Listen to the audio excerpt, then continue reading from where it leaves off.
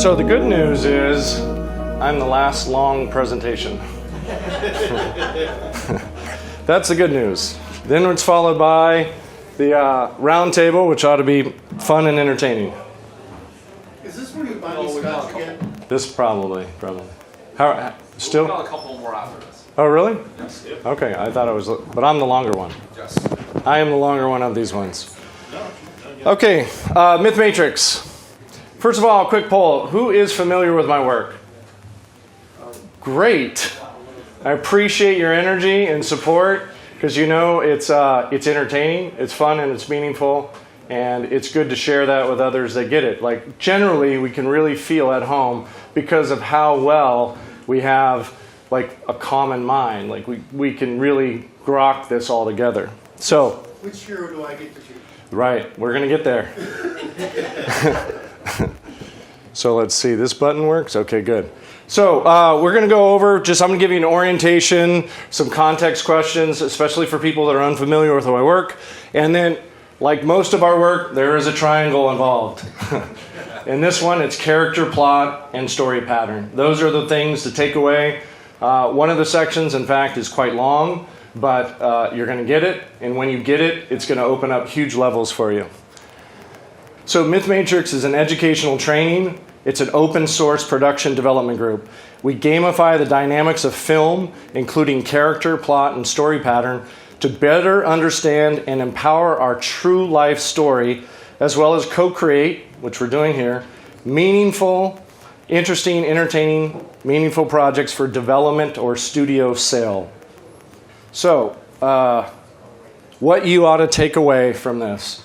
You want to be able to refine your own dramatic and comedic character. You want to be able to call out key plot points when you're watching something. Like you'll know what the catalyst is, the debate, the midpoint, and the all is lost beats. You want an ability to identify story patterns of just about any movie or media you watch. And here's the important part, is that you should be able to rewrite your own past life stories as well as produce future blockbusters of your own life chapters. So do people know that? All right. So it's like the other. The problem is legitimacy, right? Now there's people who know your work, but they don't understand. That people, are you going to cover the basis of your work in Jungian? I'm sure we're going to get there. Okay. The levels of series and the stacks in this are going to blow people away. Well, okay, so what I want to point out though is this is actually pretty serious science put in popular form, right? Is that the way? Pretty much, yeah. Okay, and I hope the popular makes it accessible and it should be easy and give you this wow, and that you'll talk more about it and it's going to work in your life. Here's the easy thing. What is this like? Well, it's basically choose your own adventure in Dungeons and Dragons. That's what we're talking about. So once again, it ties into games. Michael, games. Here's more games. And then what are the differences? Well, ideally, look, I brought back the old word. I didn't even update the slide, Curt. Proprietarian approach. So I wrote this one when I was going to do a class of personal narrative for Proprietarian Institute. So to produce truthful quality content. It teaches you to quickly identify, filter media. It's going to give you pattern recognition to discern, deconstruct, reconstruct. You'll have deeper understanding. You can master content creation. And I'm pretty serious about that. After this 1 hour, you should be able to have the ability, at least, to return to your notes and master content creation. And then, particularly through our lens, would be the emphasis on reversing 20th and 21st century attack on the attempt to undermine Western civilization. So a lot of these story patterns you're going to see, they have a ceiling, they keep you in a box, they do not give you real solutions. And it should leave you with a holistic view of film and life. Some frequently asked questions. Well, first of all, why do you want to pay attention? Humans are storytelling animals, and our default mode of cognition is narrative mode. The way we tell our stories about ourselves, past, present, and future, it's a tremendous skill, and it can be improved. Improving your personal narrative and storytelling to others, it improves goal setting, agencies, and relationship. So what problem does this solve for me? So there's this interesting study, 47 adults, they were going therapy, they write down personal narratives, and then complete mental health assessments. Basically, over that time, not only did the themes of agency increase, but their mental health increased, and that increased agency appeared in their stories before their mental health actually increased. So people created a new version of themselves, and then they lived into it. Again, on problems that it solves, classical depressive signs of helplessness and hopelessness are successfully treated with personal narrative, specifically by expressing thoughts and feelings about negative events in such a way that you can tell it, you can get laughs, you can get acceptance and validation from others. This will help you to rewire your memories, and that improves access to your memories, and that the flexibility of understanding life lessons, and that's what's most beneficial when this rewiring informs what you expect of your future. So, as I say, fixing your past improves our future. Now, how is it different from other self-help programs? Well, there's plenty of personal narrative programs. Talk therapy can be helpful. But what you'll find from this presentation that it lacks, kind of like Curt went through with the big super chart, Michael stuff, this level of organization that you get from the guys that do falsification from a very deep level, okay? So you're going to be able to move from an actor in your life to an agent and to an author. And then what I assert is that when you get the method from Myth Matrix, that it will even beyond authorship, that you can then direct your life chapters, you can produce your life chapters, and that you can recognize that your past traumatic events, you can turn those into empowering life stories. They're lessons learned. Doing that's going to rewire how you act into the future. You're going to have more agency, more connection, and better victories. So again, Myth Matrix, this is an educational training. Hopefully that's coming across. It's open source, so like many of the guys, we're opening dialogue. We like to have the feedback. Iron strengthens iron, hardens iron. What I'm going into here now is we gamify the dynamics of film, including character, plot, and story pattern. That's what we're going to go into next. That's the triangle. You're going to be able to co-create, because you're going to work with others, on interesting, entertaining, and meaningful projects. So character. First guy I'd like to start with is this guy, Carl Iglesias. He wrote Emotional Impact, and he turns kind of everything I said, or will be saying, a little bit on its head. He says that it's not about plot points, it's not about structure, it's not about character, it's all about emotion. These are the kinds of feelings you get when you go with any sort of media. You're either bored, you have some degree of interest, or you have a wow. And what he wants to see, that you're constantly having the audience feel a wow. So you see here, emotional appeal, emotional connection, and emotional impact. And I start with him because I think that's one of the first things. You meet somebody and you're going to remember them largely on how they made you feel. So keep that in mind when you're developing your own character and then the characters you meet. Carl has a great line. Plenty of people repeat this. I remember this after 9+ years. That's what it's all about. There's only one rule in storytelling. Don't be boring. This means my life is over. So I'll try to help out here, a little reminder. Just think of your life chapters so far, put them in 3 buckets, throw the boring ones out. If you've got interesting ones, sharpen them up, try to find out what was more entertaining about those interesting stories. Put some wow on them so that you have a wow bucket that's really full. Next on character, I like to go to Kim Hudson. I also quote her often. She wrote this incredible book called The Virgin's Promise, and I think she does one of the best jobs at articulating character archetypes. For example, the first risk of life is to stand on your own, to take up your individual power. This is the challenge of developing a relationship with yourself, and it's the work of the virgin and the hero. The next challenge is to learn to use your power well and join in a partnership with another person.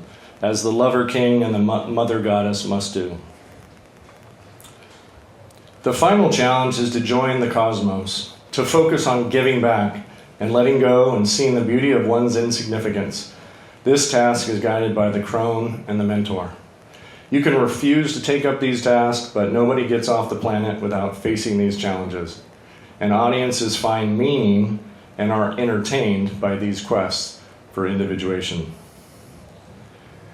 This is a slide I put together just so we can all get an image of the light side for females and feminine. Notice it goes from the virgin up to the lover, queen, and to the crone. I don't have the time to go into the detail, but I have great lines of giving you some insights to these characters. But I would recommend you can search Kim Hudson if you want. You'll have an opportunity to download my slide deck, and you can go back through of any areas that you find of interest. For the light side, for the males and masculine, you have the hero, the lover king, and the mentor. So all light obviously has its own shadow. So we're going to go to the shadow side. Of course, the most embarrassing, I think, is the whore. The whore has lost authority over life and is an unvalued and scorned commodity in society. She provides no evidence that she is a dream for herself or the right to express a personal opinion. She has lost touch with her soul, which is often represented by the loss of control over sexuality. People control where she lives or how she spends her time. I won't go much further into it, but obviously the left pushing for don't you slut shame me and hypergamy and all of that is trying to justify the whore as an archetype, which then draws away from the natural progression from a virgin to a queen to a crone. For the coward is the shadow side of the hero. He embodies fearfulness and a determination to secure personal comfort or safety. The coward may be physically represented by weak or sickly nature. He's small, soft, pudgy, and could be fussy, high-maintenance clothing. Anyway, I don't need to get into detail of that, but again, you can find out more. So again, more on the shadow side, we have the femme fatale is the next character. So instead of a queen, she becomes a femme fatale. Femme fatale is interesting.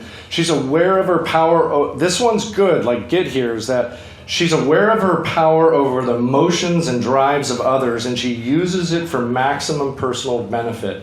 That's not just women. That's a system. She rejuvenates herself by invoking jealousy, guilt, lust, and greed to manipulate people, but her behavior repels meaningful or lasting relationships.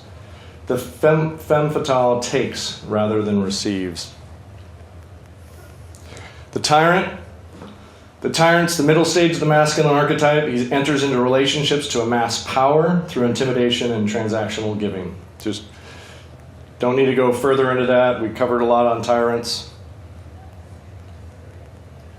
The hag embodies resistance to joining the cosmos. This is often represented by an obsession with anti-aging or a focus on the past as a heyday or a preoccupation with the miseries of life and what could have been.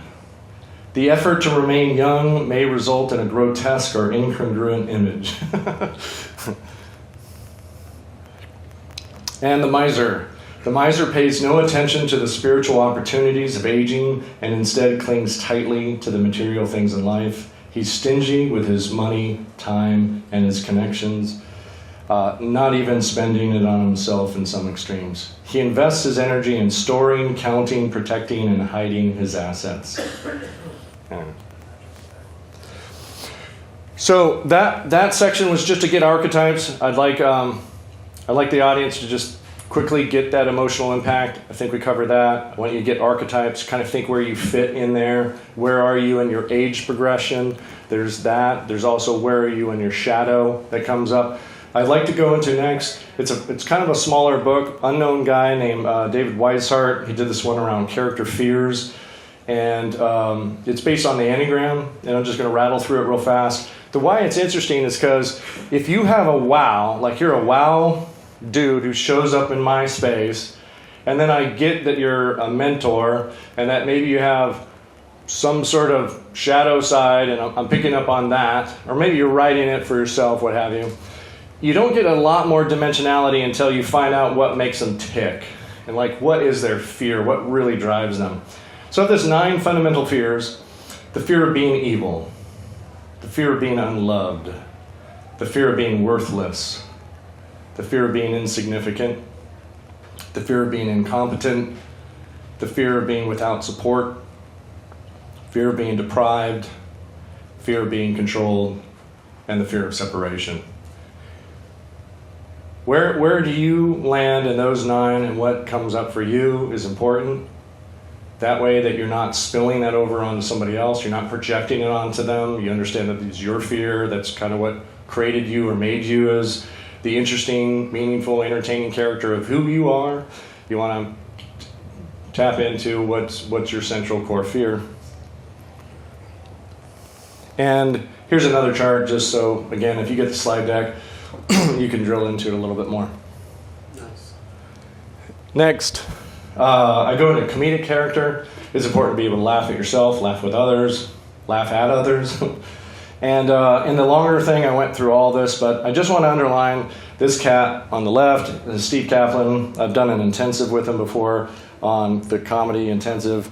And he has this thing, that comedy is about an ordinary guy or gal struggling against insurmountable odds without many of the required skills or tools with which to win, yet never giving up hope. I love it, and this became what he calls the comedic equation. And that's the thing right there. I want everybody to remember that. I've come back to this 9 years in a row. That's the key to the distinction between drama and comedy is right there. You never give up hope. And I'll give you the example that now I may spoil movies for you, but you can forget it and remember it when you need to, is that every comedy is going to have an all is lost beat, and it's going to have a dark night of the soul. And on that comedy, that main character is going to give up hope for about 10 to 15 minutes. And it's going to draw the audience in. And there's probably points in our life where we had a lot more than 10 to 15 minutes of giving up hope. But that's when your life was a drama. And if you want to get dramatic, you can give up hope. If you want to be in this room with us, and you want to be dramatic, you give up hope. If you want to be comedic, like most of these guys are pretty funny, then you do not give up hope. So that's the key right there. So, like the guys here, I like to summarize so that we can kind of see it in the context of the series. Obviously, don't be boring. We went through the archetypes, went deeper into the Enneagram, so you pick a fear, especially if you're writing out your own character, and then you get the comedic equation. So if you want a snap of this slide and to remember, and if there's any specific questions on character, I could answer those now. Otherwise, I'll just keep on keeping on. So the next one is plot. There's this guy who became a friend. I've worked with him on a couple sessions. His name is Eric Bork.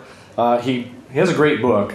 And if we want to move from the section of like, okay, I got character figured out, now I want to understand plot. I want to understand writing the stories and hitting the beats and that type of stuff. He's actually the first book to start with. It's called The Idea. And most screenplays, and I'm not kidding, I was a reader. I read for a production studio in Hollywood, and we threw out tons and tons of script. And most of the times we threw out scripts because it didn't hit exactly what he's talking about. It was an idea, wasn't fully formed, the stakes weren't high. We're going to go through it here, but I think that Eric does a great job of covering that if you have an idea, and hopefully as this presentation lands for you and go, okay, I want to flesh out the idea, his book, The Idea, goes through it. So he says at the heart of any story is a problem that takes the whole story to solve. It's a challenge that the story's main character is actively engaged with. It consumes their attention, energy, emotion, and that of the audience.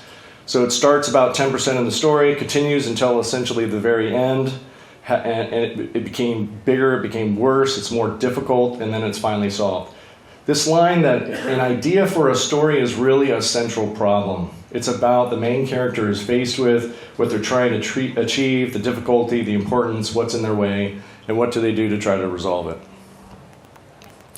So for the acronym, he actually calls it problem. So we're going to go through, it's PROBLEM. Those are the 7 ways that you take an initial idea and you're going to carve it up and say, okay, now am I ready to turn this into a story? So first of all, for P, it's got to be punishing. Not only does it take the whole story to solve the problem, but the main character spends virtually every scene trying to solve it. But they can't, because it's so vexing and complicated, and it generally only gets more so as they try to address it. If it didn't, it wouldn't take the whole story to overcome. The problem defies resolution, besieges the main character to grapple with it. It's got to be relatable to the main character of the story and what they're dealing with and why it matters. It's easy to identify with on a human level. Because of this, we, the audience, were able to strongly care that they reach their desired outcome, making us want to stay with the story. I'm going to skip ahead a bit. It's got to be original. Something about the premise of the story and its approach is fresh and brand new, even though it also fits within the conventions of good storytelling and the genre. There's a spark of uniqueness to the idea, and preferably to the writer's voice as well. It's believable. It's easy for someone hearing or reading the basic idea to understand and buy into it, even if it requires taking a leap and suspending disbelief in some clearly defined way. In other words, it all feels real. The characters seem driven by identifiable human wants, needs, and behavior. L, it's got to be life-altering. The mission to rise to a central story challenge is of huge importance to the characters, the audience. They have to come, care about. If it doesn't get solved, life will be unthinkably worse for them.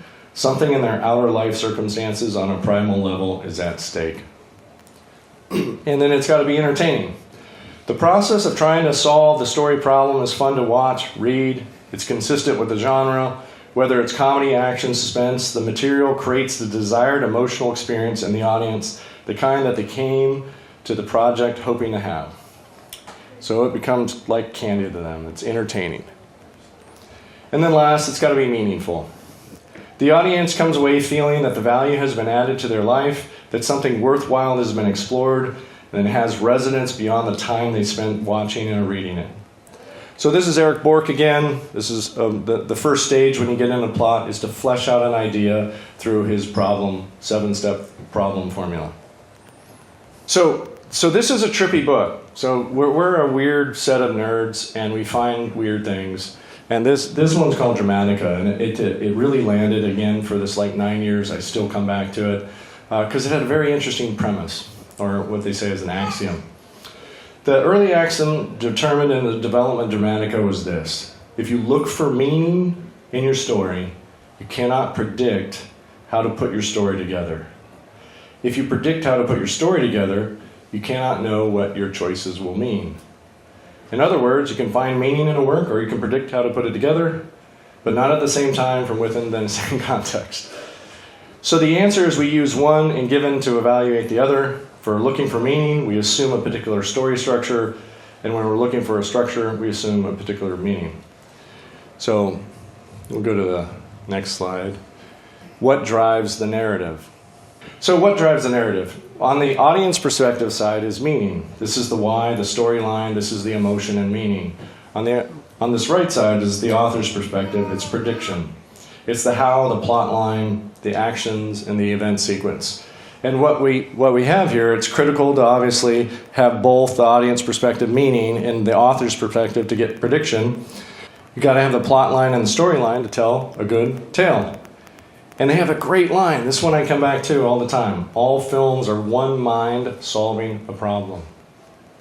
Okay, a little bit more, but we're not going to, obviously I'm not reading, I'm not going through it. There's just another cool thing that they did. Remember when I went to the Enneagram and David Weishart's the fears, and that you got more depth because you said, okay, I've got this kind of one-dimensional character, but if I give them a fear, I can add all this additional depth to the character. And that's true for each of us. Like, we're going to have a core fear, and that's going to give you depth. And you may be able to connect with others and go, oh my God, we have the same fear. No, that probably won't happen, but it would be an interesting conversation. So what they did is that they said there's 4 through lines. There's the big picture through line, there's the personal through line, there's the opposition through line, and the relationship through line. To say this again, so in the big picture through line, that's like the story goal that we're trying to get to. The personal through line goes obviously with the main character. Speaking for yourself, you would have your main character. The opposition could not only be an enemy, but it could also just be an impact character, or it could be a love interest. It's that's the opposition through line. It's kind of what's their motivations, and that's usually important when you're trying to cover an enemy and make them, I guess, somewhat more relatable. But then the relationship is how that develops over time. Now, again, Dramatica did something very interesting here, is they said, well, why is it the case? Why do you have 4 through lines? Well, you have 4 through lines because you have 4 perspectives. In our own lives, we have our experience firsthand, our personal storyline. We can have an experience with an opposition character, and we can have get our opposition, then we can get our relationship through line. So we have that, but we can't go out of ourselves and get the big picture, like the they of that's the challenge. Now for someone else, we can be their they, we can see their big picture, we can be an impact character or an opposition, we can even have a relationship with that main character, but we do not have a personal experience. And I think the left largely takes advantage of this by saying, you haven't lived my personal experience. And there's some truth to it, is that we haven't, but they're obviously hijacking it for, the wrong reasons. But we can admit that, yes, I don't have your lived experience, but nor do you have mine. And the other important point is we can bring it back to, what is the they? They can be looking outside of us, and they're trying to tell us our big picture. We don't want that anymore. We can tell them their big picture because we are outside of them. Okay, we're almost through plot. I owe a lot to this guy here. His name is Blake Snyder. When I got into writing screenplays, which I think was near the great financial crisis, I just called up the writer's store and I asked them for like a good book or a software. And they told me there's this guy, Blake Snyder, who wrote this series called Save the Cat. And that it was really taking off in Hollywood, and pretty much all the studios were starting to use it. So I got into it, and I noticed that I liked the personal development behind the film theory just as much as writing the script. So that's kind of the origin story, is a bit with this dude, Blake Snyder. He's passed, but wrote these 3 good books. He's got a huge fan following and is done really well. He likes to say that we want the hero with the longest emotional journey. So I want you to reflect a little bit for your own life and also see that you're the hero. You have a long emotional journey. You probably had some of the biggest, baddest enemies. You have the most at stake and the most primal goal. And one of the things he's most famous for is his 15 beats. His 15 beats, like I said, just became really, really popular in Hollywood. It's used all the time. Once I give you this hack, you're going to be able to call it out, which you ought to. You could still enjoy a film and stuff, but you'll be able to call these out. So we'll just run through them real quick. You have the opening image. The opening image is typically a bookend to the closing image, and usually they're reverse. You open with one image and then you have some version of the reverse for your closing image. The setup is usually you give your main character at work, at home, and at play. And within that period there'll be the theme stated. The theme is the central question or the problem, but the question that really answers to the problem is stated, and that takes the whole movie to explore that theme. Then you're going to have the catalyst. The catalyst is the thing that kicks the story into action. Then there's a debate. The debate section usually tries to answer the problem in the most simplest way for the first number of minutes. Like, okay, if you had that problem, how would you answer it? So you got to get through the first number of ways. First, you're like, well, I'm not going to do it no matter what. And then, anyway, that's the debate section. The break into 2 then brings us into what's called the B story. You might have the love interest that shows up. The upside down world, and then this thing called the fun and games. Fun and games is effectively what the movie poster is. The movie poster will largely show you all the props and stuff that you would see that encourages you to come see that movie. That's the fun and games section. Next, we get the midpoint. The midpoint is usually a false victory or a false defeat. Then you have the bad guys close in. I've talked about the all is lost beat. You get the dark night of the soul. At that point, you get the break into the three. That's usually the hero comes up with a new plan and tries to execute it. There's a finale. And then from the finale, you get the final image. So we're going to go through a bit of this in the next section, and this Save the Cats goes to the movie. There's over 50 films that he goes into detail of each of those 15 beats. There's also Save the Cat, the website, so if anybody has interest or there's a show that you like and you're kind of interested in what they would be, there's a very active audience that posts all the time, even the most modern, current stuff. They'll usually post it there, so you can find that on Save the Cat. So that's over 500 films. So I did mention we'd come back to Kim Hudson with The Virgin's Promise. The need for an understanding of the Virgin becomes profound when it's recognized that archetypal stories are roadmaps for life. We need to be more than brave, self-sacrificing heroes. We also need to be virgins who bring our inner talents and self-fulfilling joys to life. From a power perspective, the virgin and the hero are moving from knowing themselves as dependent on people to knowing their own power. The virgin gains the power to be all that she can be, and it's the power to fulfill her greatest potential. The hero gains the power to overcome his fear and shape and protect his world, even against the will of others.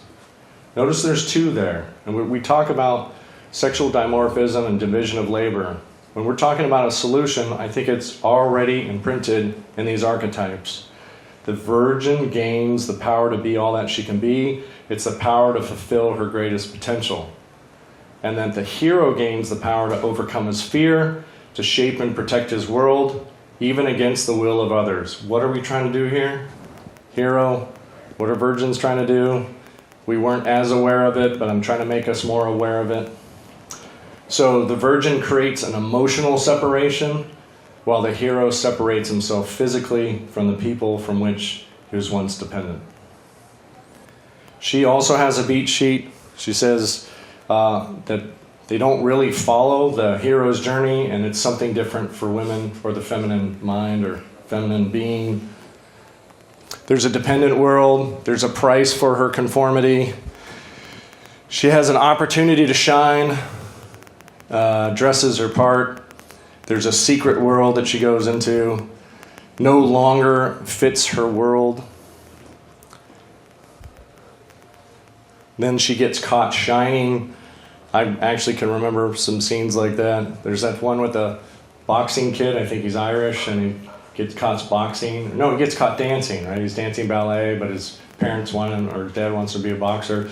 It's an example. Like, it doesn't have to be a feminine character. You can have a male, but it's this idea that you're really trying to find this light that you have. So, gives up what kept her stuck. The kingdom goes into chaos. Then she wanders in the wilderness. Then there is a chance. She chooses her light. And then the last is that there's kingdom reordering. Reordering. Yeah, that's where the rescue is. This one on the reordering and the rescue, typically you'll bring in the prince. The hero will get involved here for this reordering. And that's an important point, because one of the things I'd like to underline is I do think that it's going to take men and women here with a degree of being complementary and really helping empower each other so that we have more. I don't want to be divided by the house of men and women anymore. I mean, I think a lot of our emphasis now is on family. And in that family answer is I really want to see men and women really empowering each other to move forward as a united front. Because if we have divine feminine, divine masculine, I really think it's difficult for anybody to deny that. And then the last one is, of course, the leftist utopia that the kingdom is brighter. It could be the case. It could be the case. This has been taken advantage of. But I did want to share that she has a different beat sheet, and something amazing happens when you start to analyze this. But before we get to there, I got one more little sneaky thing. There's this guy, Chris Stove, and I hate that it stuck with me, but it did. He has this thing called The Most Important Thing I Know and Teach. It's just a quick little article. It wasn't a big deal. But he says, when I hit college, I found the answer in Sigmund Freud's early work, The Pleasure Principle, in which it states all pleasure comes from tension reduction. So the pleasure from eating reduces the tension of hunger. The pleasure of a good night's sleep reduces the tension of exhaustion and fatigue. The pleasure of sex comes from the buildup and the release of sexual tension. So how does that move on? Well, you have dramatic tension. Tension is the two ingredients, that they're dynamic conflict, fighting, pulling, pushing one another, suspending us between them in an agony until the tension resolves towards one or the other. And what are these? Well, they're hope and fear. So when film was born, it came out of this 3-act structure. That was in theater, but once they were able to film movies, they were able to shoot reels. And that each reel basically contained its own piece of the story, like a chapter in the novel. Sequences, reels, or what he calls them mini movies. And he basically says, for about 15 minutes, you oscillate between your fear and your hope back and forth. And I say in our life, or kind of like what we're trying to do here, there's this constant tension between what we hope is going to turn out for us and what we fear is going to happen. So don't get plagued by the narratives. Work with them. Understand that this is a dynamic that also keeps us in this dramatic tension. So part of it is to break the spell, is to be aware of the tension. So, there's a funny little bit here. He says and this is again, we're in the plot section. Each time I'm giving you a more simplified version of how to tackle this. So in reel 1, we have our hero's status quo, his ordinary life, and it ends with an inciting incident or a call to adventure. So I think for Curt, it was late 80s or early 90s. He realizes watching political debate shows that the left was no longer engaging in honest debate. They were just going over talking points, they were repeating them over and over, and there was nothing good was coming of it. So that was kind of like his call to action. On reel 2 is our hero's denial of the call and his gradually being locked into the conflict brought up by this call. Reel 3, our hero's first attempts to solve his problem, the first things that anyone in the problem would try, appealing to the outside authority to help him. All of this ends when the avenues are cut off. Reel 4, our hero spawns a more grandiose, more extreme plan. He prepares for it, gathers materials, allies he may need. He puts the plan into action, only to have it go horribly wrong. Usually due to certain vital information the hero lacked about the forces of antagonism allied against him. Kind of has a July 4th feel to that right there. Reel 5, having created his plan to solve his problem without changing, our hero is confronted by his need to change, eyes open to his own weaknesses and the drive by the antagonist to change or die. He retreats to lick his wounds, and he meets Dr. Brad. Reel 6, our hero spawns a new plan, but now he's ready for change, right? He puts this plan into action and very nearly destroyed by it. All those lies, you saw it. And then a revelation. Reel 7, the revelation allows our hero to see victory, and he rejoins the battle with a new fervor, finally turning the tables on his antagonist, and he arrives at an apparent victory. And then the tables turn one more time. Folks, this one might still happen. Might happen. Reel 8, the hero puts down the antagonist's last attempt to defeat him, wraps up the story, any subplots, and moves into the new world. So we got reel 8 coming up, I'm sure of it. So, similar to character, here's a quick summary. We started out with 7 problems: punishing, relatable, original, believable, life-altering, and meaningful. Remember, said that at the heart of any story is a problem that takes the whole story to solve. And then we went through the 4 through lines. You got the big picture, the personal, the opposition, the relationship. This great line that all films are one mind trying to solve a problem. Honestly, we're all here, one mind, really trying to solve a problem. We are in the movie. Luckily, this is one of the best movies I've ever been in. Then we have 2 beat sheets. I have the Virgin Promise and then on the left, and then we have the 15 beats, Blake Snyder on the right. Notice this connection. I really think that the feminine one has a desire, like a heartfelt desire to find meaning. That's why you find on her beats that there's this, shining her light and choosing her light and all that is really a call to bring forward her gift and talent. And so it's really about finding meaning. And then you notice for Blake Snyder, he's really good at prediction. That these are the predictive steps that create the meaning. So there is a powerful synthesis between these two, or a synergy between these two. And then I give you the one series, which basically is, I like to say, it's this continuous, recursive, dramatic tension and release. So I think the guys also get here is that we have these ahas that do give us a relief, but then we get pulled back into further hope and fear. So I hope that helps in the sense that you get a handle of not letting these get out of whack.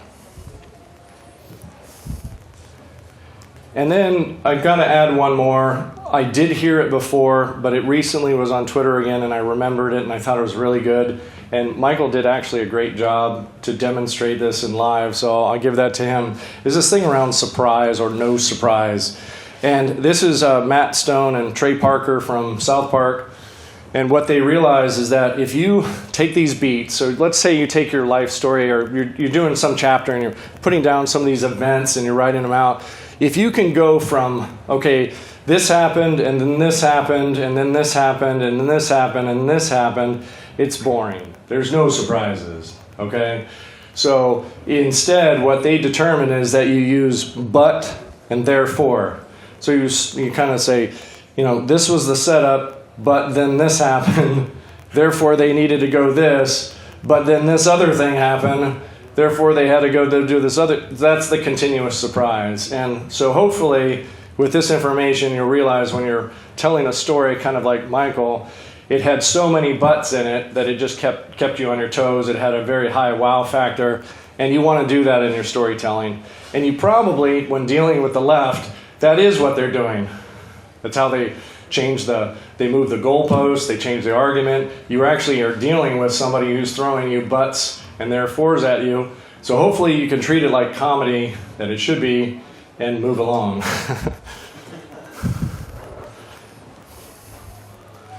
Okay. I do also want to caution this thing, that if we accept this Freudian premise that all pleasure comes from tension reduction, do know that there's limits to that damn comment, that entropy, death, disorder also reduce tension. And that's on the death side, but even on the right, on the other side, a mouse utopia reduced tension, but it created all sorts of other things. So that there's an optimal between those two. And there's an optimal between hope and fear as well. Don't throw it all on one, or the false promises and wishful thinking and all that obviously throws you off. But also don't be so fear-mongering either that it throws you off. So this is the comment here, is even in that, take caution so that you're optimizing. Okay, I will totally turbo through this section. I want to give people a premise. So now we're on to the third and last of the triangle, which is story pattern. I think we covered really well character. We went through the section on plot. And then this last one, it's a really amazing section, because when you get story pattern and you get that all of the movies, all the media, everything that they've been pumping, it really just comes down to 5 pairs of story patterns. It's going to be so much easier for you to understand what you're watching and possibly what you'd like to create. And I'll speak to that a bit more. So this is 2 books that really inspired this. Was The Save the Cat from Blake Snyder that I mentioned, but this other one was called Tribal Leadership. And Yeah, Dave Logan here says tribes are groups of about 20 to 150 people, and that there's 5 stages of tribes. Remember 5 pairs? We're going to get from the 5 tribes. Stage 1 is the lowest. It produces people who do horrible things. Stage 1 has people who systematically sever relationships from functional tribes. We're the functional tribe. They do it in order to pool together with others who think alike. It's a culture of gangs and prisons. It's filled with despairing hostility and alienation. People will do anything to survive, even undermine others. Stage 1 says, life sucks. So in here, as I said, there's 2 pairs. This one's going to be Monster in the House. So we're at the life sucks stage, 2 films. Here's the pair. You have Monster in the House. And from Eric Bork, he's given us some great questions that help frame this story pattern. Can I stop this monster before it kills me and others? So usually, every one of these is going to have 3 main ingredients. For a monster in the house, it's going to have a monster, a house, and a sin. There's a primal commandment: don't get eaten. It must be a sin committed. It's usually greed, monetary or carnal. It prompts the creation of a supernatural monster that comes in like an avenging angel to kill those who have committed the sin and spare those who realize what the sin is. The rest is run and hide, putting new twists on the monster's powers, and the way we say boo. So, going to some slides. You're going to see there's over 500 films that are going to be through here. They're going to put into 5 pairs. 5 pairs, 10. And then each one of these has a sub-pattern. So under Monster in the House, we're going to have 5 subtypes. So this is a pure monster. Domestic monster. I've lived these. Anybody else? You lived the domestic monster? It's serial monster. Supernatural monster. Honestly, this was pretty much the only one that scared me when I was a teen, was this Nightmare on Elm Street, like you could get killed in your sleep. That was the one that kind of messed with me. And then this one's really interesting. It's called Nihilist Monster, and it came about actually kind of late, and it was the first of this subtype where there wasn't really a sin. Like it wasn't monetary, it wasn't carnal, but it was a sin of ignorance. And that, I think, is still the most pervasive in our society. Okay, this is, we won't have time for this, but you could take on the slides. This is what was the core theme. Like, for example, if you went to Pure Monster or Alien, anybody ever tell you that you look dead? What is it like to be alive and to be human? So I just think these slides are kind of interesting so you can get into the theme of each one of these. And the reason I have it here is because this may trigger something for you. Why done it tales? Can I figure out what happened or is happening here and solve it so justice is served? I think our guys do some of the best of this. We are masters of the why done it tales. So justice is served is still coming. It has a detective, a secret, and a dark turn. The audience is the detectives who, through their on-screen hero surrogate, they do the work, they sift through the information we're shocked by, we're fined.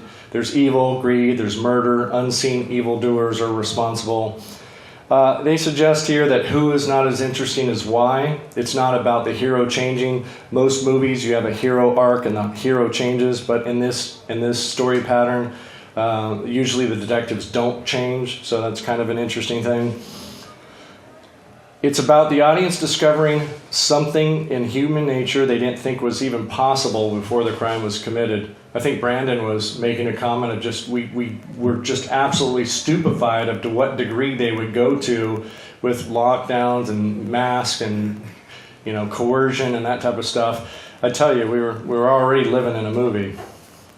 So it seeks the innermost chamber of the human heart and discovering something unexpected, something dark and unattractive, and answer the question why. We'll go through some of these movies. Kind of one of my favorites, being a political scientist. This is a political why done it. I think there's some fantastic movies in here. Fantasy why done it. This is cop, why done it? Personal, why done it? Maybe some folks have some personal why done it tales. That would be really entertaining, honestly. And then a really small subset, this noir, why done it? But it still has a fan base.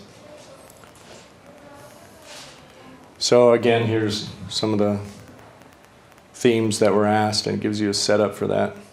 So then I like to ask, can you see the stage 1 tribes in these movies? These are characters that do horrible things, characters who have systematically severed relationships from functional tribes, characters from gangs and prisons, characters filled with despairing hostility and alienation, and characters will do anything to survive, even undermine others.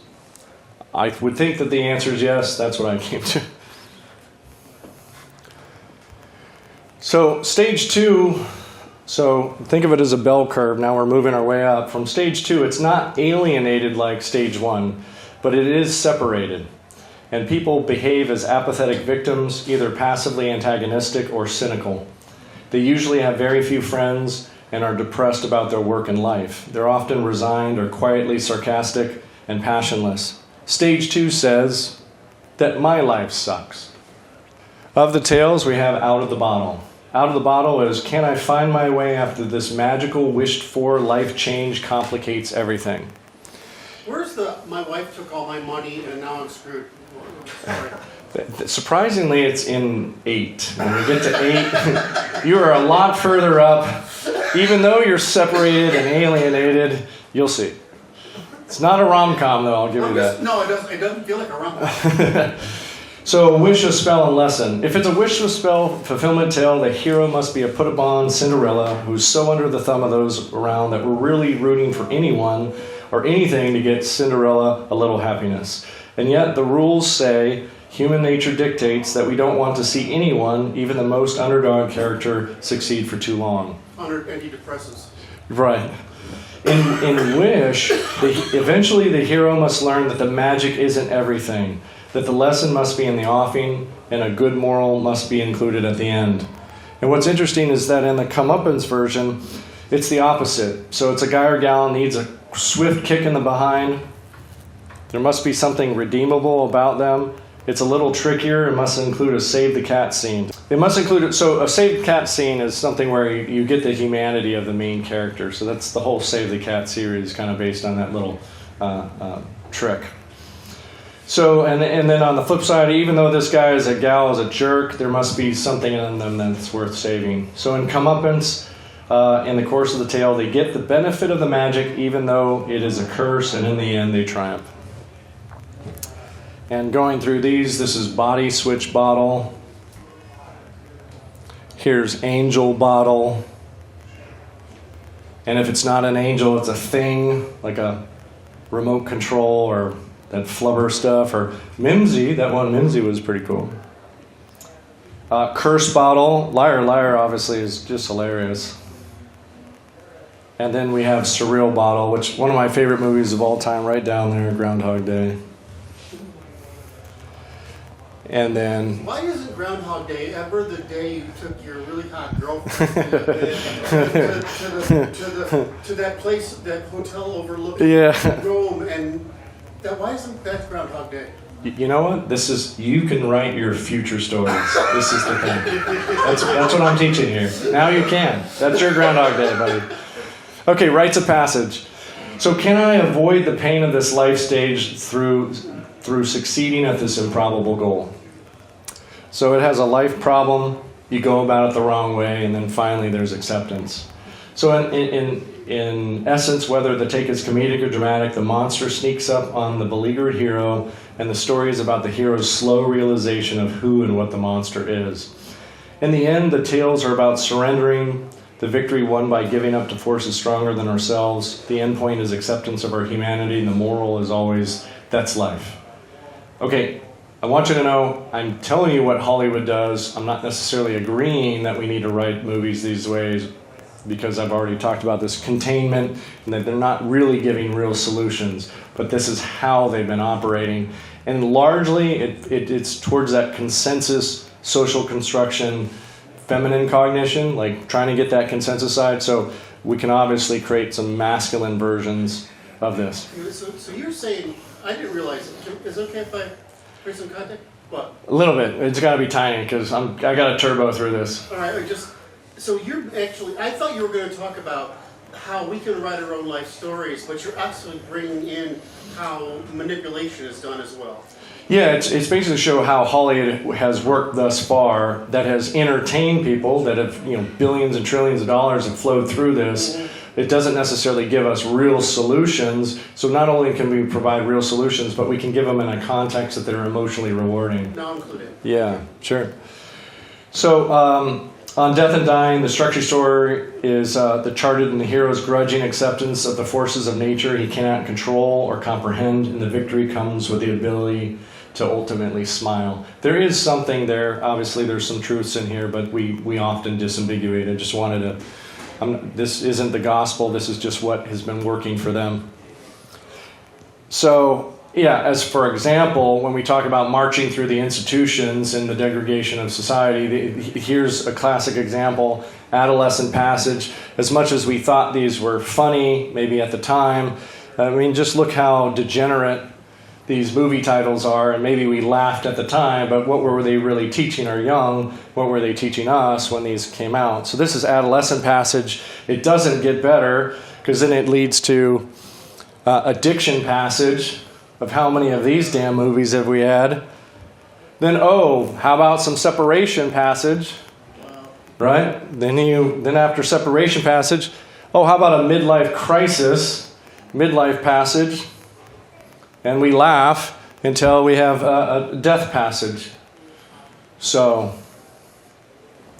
rites of passage tale, again, I'll fire through these.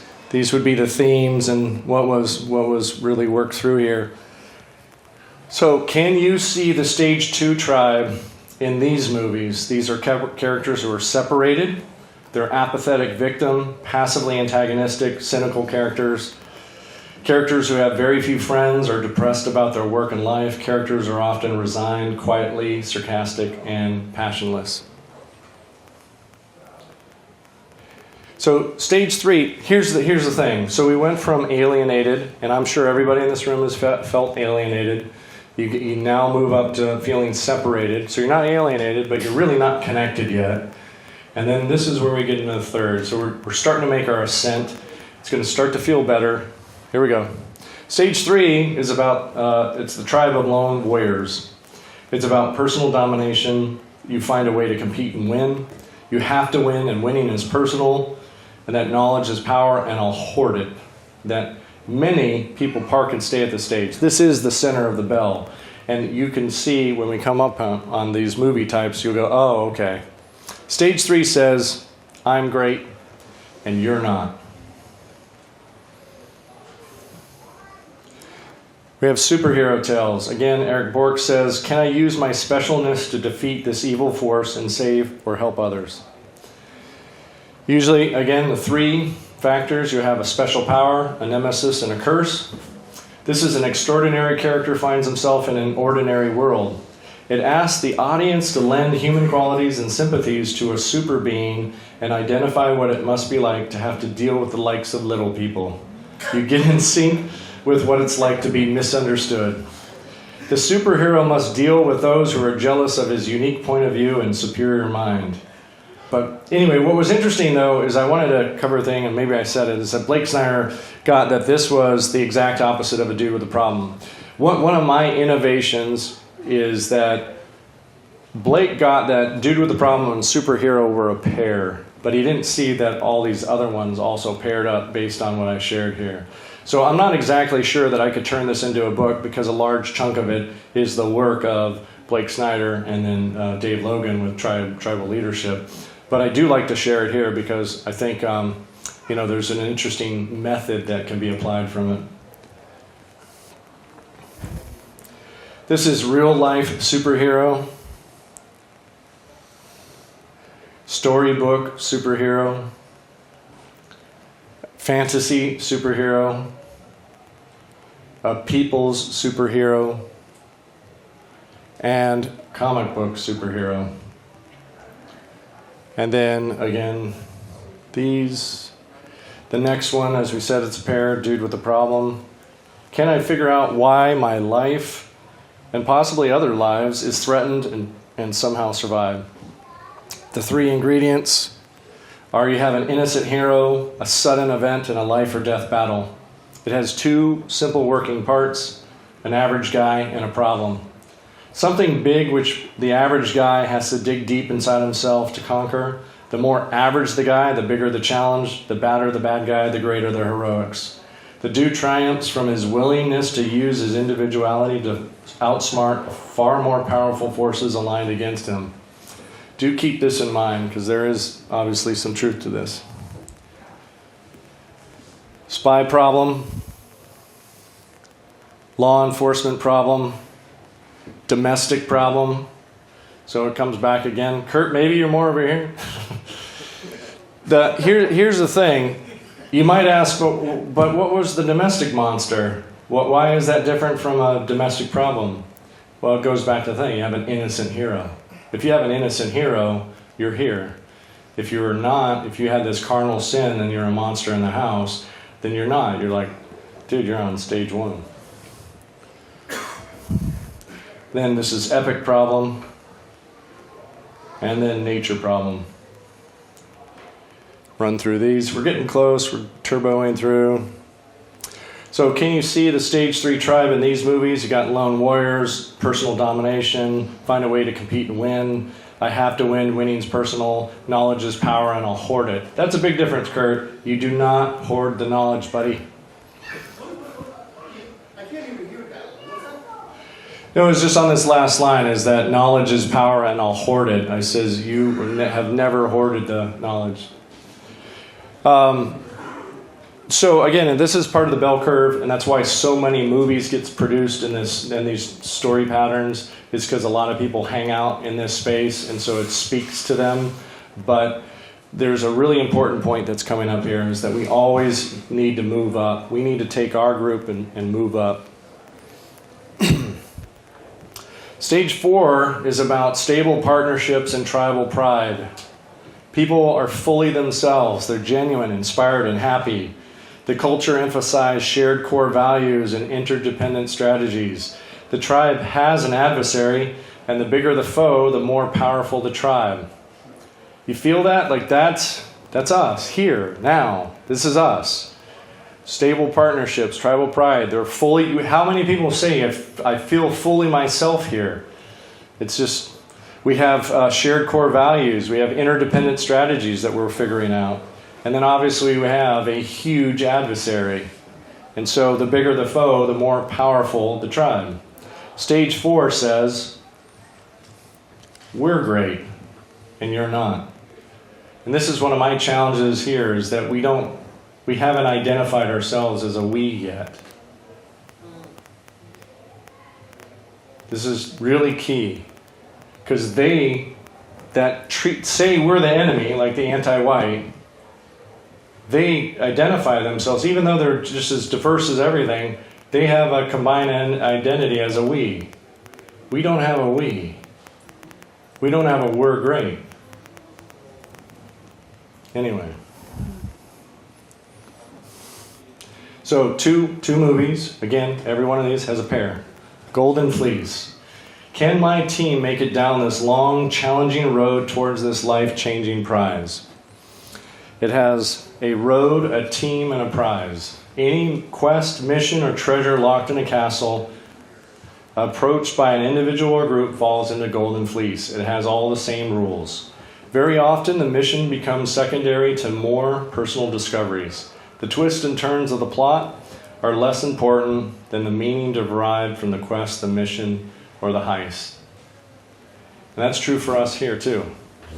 If I was to write how this thing plays out, whatever we're doing in our Golden Fleece here, it's not as important as all the individual, what's meaningful for you. So I want to make sure that we take good notes so that we can all tell these stories down the road.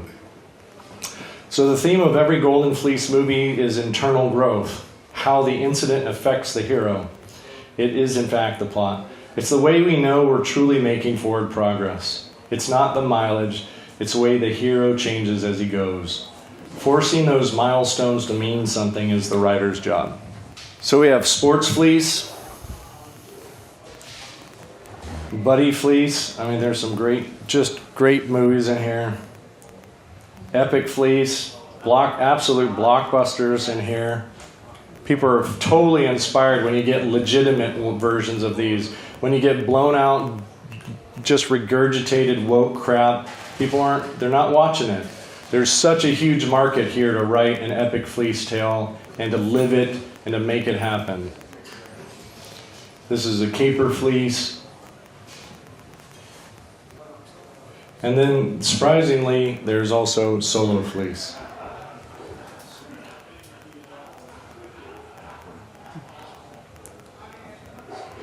The next one is buddy love. Can I somehow be with my beloved partner forever despite what's in the way? This has an incomplete hero, a counterpart, and a complication. At first, the buddies hate each other, but their adventure brings out the fact that they need each other. They are, in essence, incomplete halves of the whole. Realizing this leads to even more conflict. Who can tolerate needing anybody? All is lost moment occurs when there's a separation, a fight, a goodbye, and a good riddance. It's just two people who can't stand that they don't live as well without each other, and they have to surrender their egos to win. And by the end of the film, surrendering of the egos is what has happened. Often one of the buddies is the story's hero and will do all or most of the changing, while the other buddy will do slight or no changing. We have pet love. This is the buddy love of buddy love. Again, there's just great movies in here. Rom-com love, epic love, and then the weird one that has taken down Western civilization is forbidden love, which was quite a lot of degeneracy packed into this one.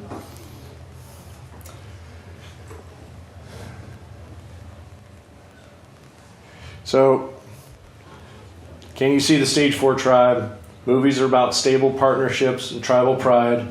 Characters become fully themselves. They're genuine, inspired, and happy. The movie emphasizes shared core values and interdependent strategies. The tribe has an adversary. The bigger the foe, the better the heroics.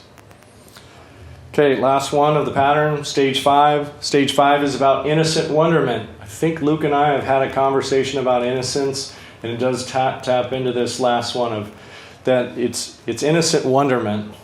The tribe senses we're all on the same team with the same goal. We're playing for the greater good. Explores infinite potential and how to have a global impact and make history. They're in competition with what's possible rather than another tribe. So what I want to say is that if we can get into that we're great space, we want to be inspired and drawn by the fifth stage, that life is great.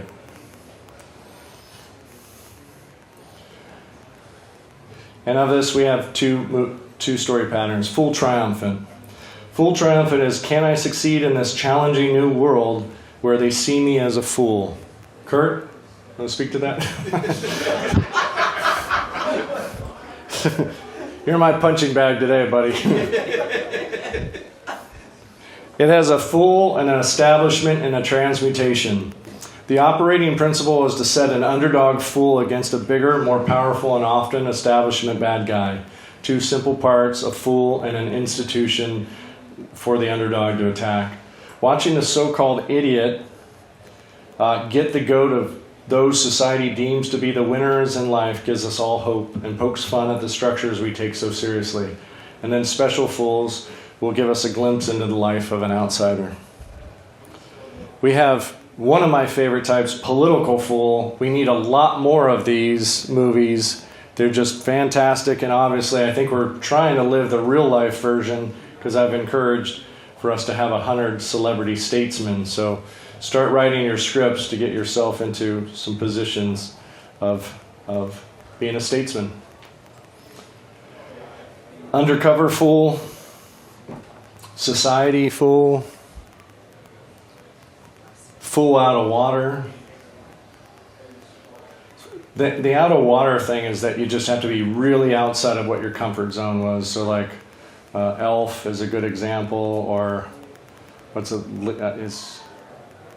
Anyway, you'll get it. It's totally outside. Like Austin Powers as an example. I was like, well, isn't that a sex fool one? It's like, oh no, he was frozen and he comes back and he just has all this ideology from the 60s and then he's brought into 2000 something and so he's out of water. So that's because we'll get to the next one is this one, sex fool, which are relatively tame considering how far we've gone.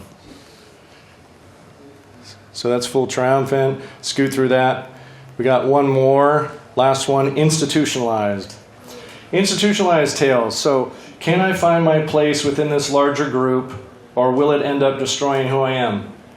How many have asked themselves that when they came here? So it has a group, a choice, and a sacrifice. It honors the institution and exposes the problem of losing one's identity to it. Each tale has a breakout character whose role is to expose the group's goal as a fraud, not here, usually told from the point of view as a newcomer who is being brought in by somebody more experienced. The group dynamic is often crazy or even self-destructive. Ultimately, these stories come down to one question: who's crazier, me or them? All one needs to understand is how sacrificing oneself for the group can be an insane proposition. So you might wonder, it's like, well, here's military institution. Here's family institution. Business institution, Office Space, another fantastic movie. Mentor institution. I'm trying to look for it. Where it is, Training Day. Training Day. It's Training Day, Officer Hoyt. All right.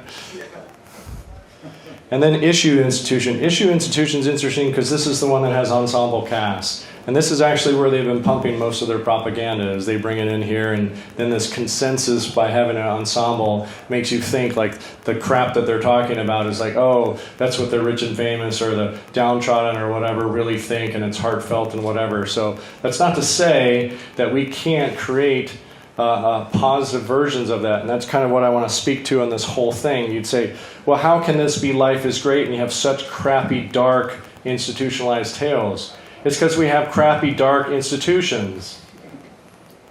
If we had light, loving, empowering, some of the institutions that we've talked about, then we're going to get tales that reflect that.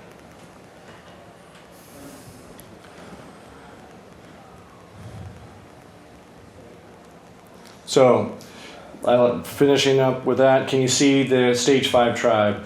Characters are filled with innocent wonderment. Well, mostly you see it in Fool's Triumphant. There's a lot of innocent wonderment, but you can find characters in some of the institutionalized that they're dealing with that. You have a conflict of being on the same team with the same goal. Institutionalized, like mentor tale, that type of stuff, obviously shows that, are we on the same team? Maybe not. Conflict of who's playing for the greater good.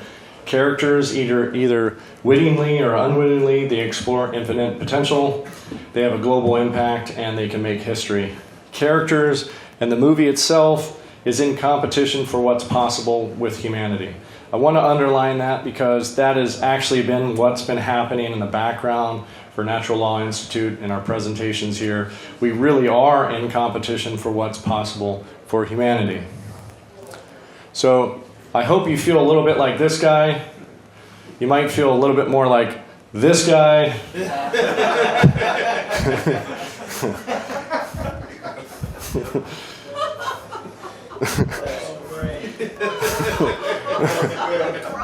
So here's the summary, because I like to give summaries. It helps you and it helps I.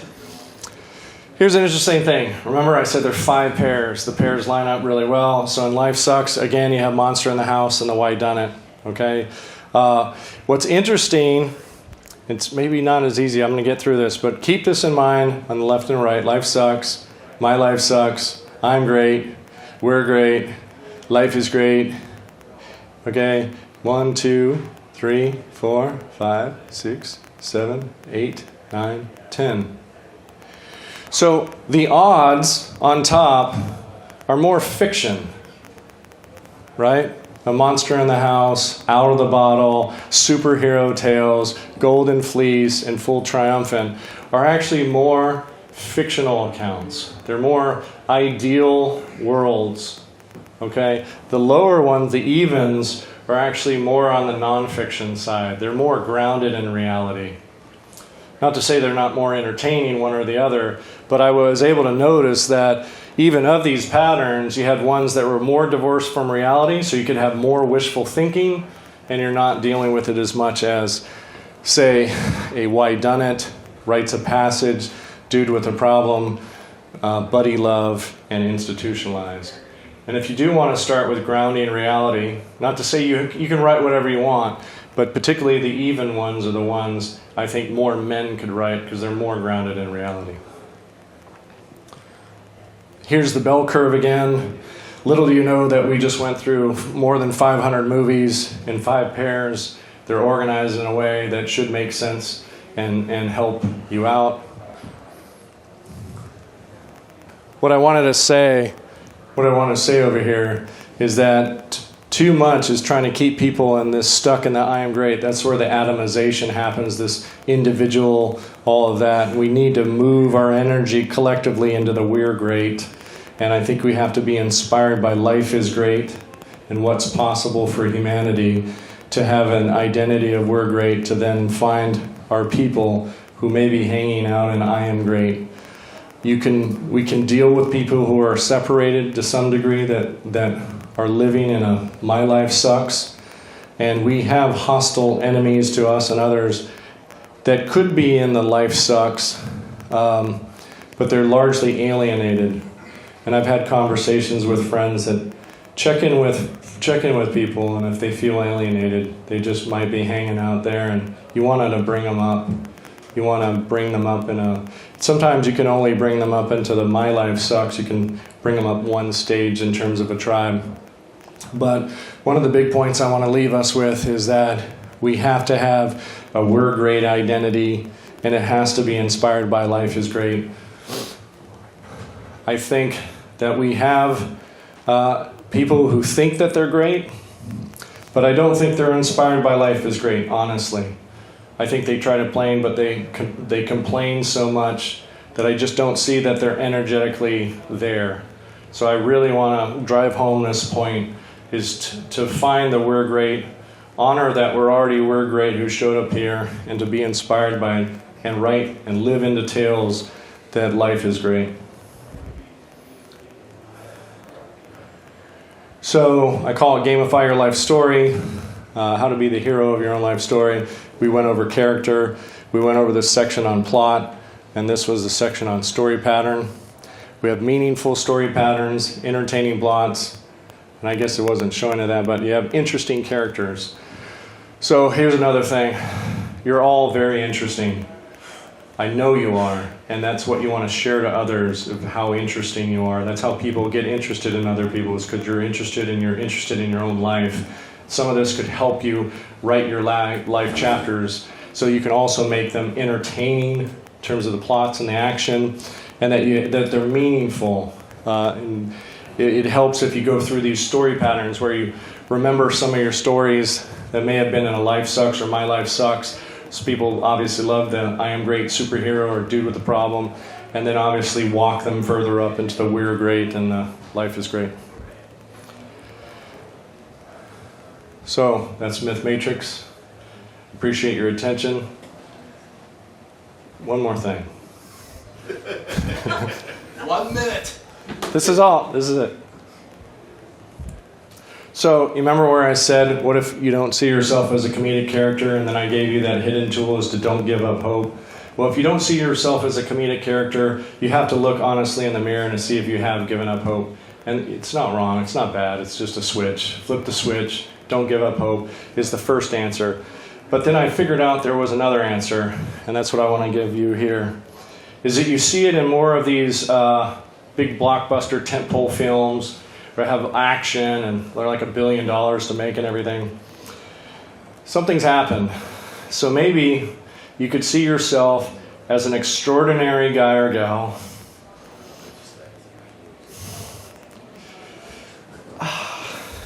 You're not struggling. You're facing surmountable odds, and you have the required skills and the tools with which to win.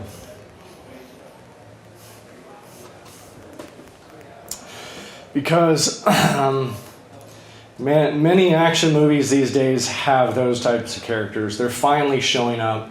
These are guys that can do it, and they break up the tension just as much.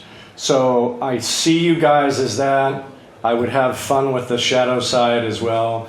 But you're extraordinary guys or gals. You're not struggling. You can face surmountable odds, even these big ones we talk about here, and you have the required skills and tools with which to win.